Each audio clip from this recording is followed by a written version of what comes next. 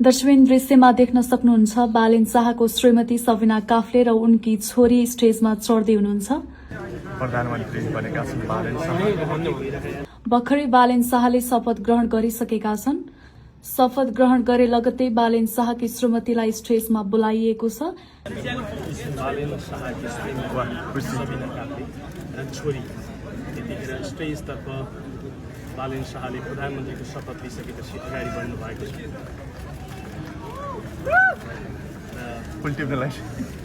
बालेन शाहले आफ्नो छोरीलाई काखमा लिएर कुर्सीमा बस्नु भएको छ।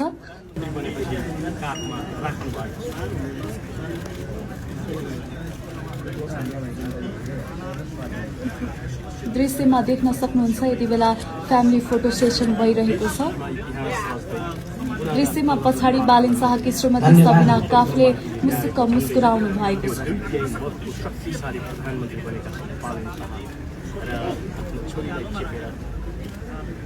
फोटो सेसनको कार्य सकियो।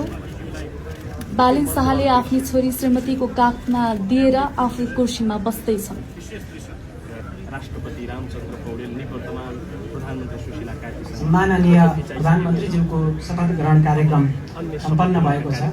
यस सँगसँगै सम्माननीय राष्ट्रपतिज्यूले सम्माननीय प्रधानमन्त्रीज्यूको सिफारिसमा नेपालको संविधान बमोजिम आजै देहाय बमोजिमको मन्त्री परिषद ग्रहण गर्नुभएको छ। सोको जानकारी गराउन चाहन्छु। सम्माननीय प्रधानमन्त्री बालेन्द्र शाह रक्षा, उद्योग, वाणिज्य तथा आपूर्ति, माननीय डाक्टर सोडिम वाग्ले मन्त्री अर्थ मन्त्रालय,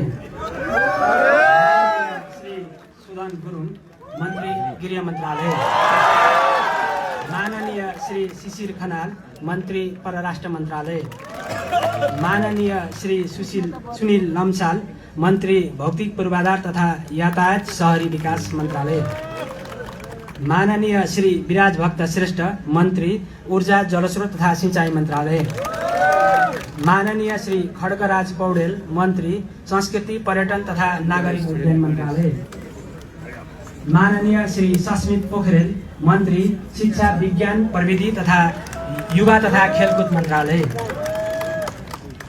माननीय श्री निशा मेहता मन्त्री स्वास्थ्य तथा जनसङ्ख्या खानेपानी मन्त्रालय, माननीय डाक्टर विक्रम तिमिलसेना मन्त्री संचार तथा सूचना प्रविधि,